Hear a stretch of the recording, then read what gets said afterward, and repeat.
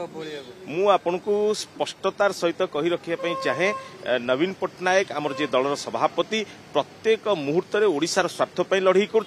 तेणु ओडिशार स्वार्थ जहाँ आवश्यकता दलर हाईकमांड निश्चिंत रूपे ठीक समय ठीक निष्पत्ति ने चर्चा की आज्ञा चर्चा चलती चर्चा की मु आज्ञा आपन को कही रखा चाहिए गोटे नूतन ओडिशा गठन करिवारे नवीन बाबूंकर जो निर्देश था ताकू रूपांतर परिणत करथिले आपन को दुई दंपति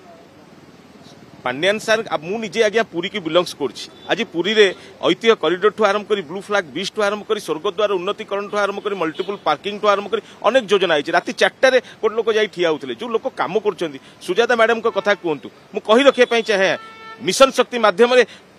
लक्ष लक्ष माँ मान को आज्ञा आप आज पचारि बुझंतु से माने स्वयं निजे को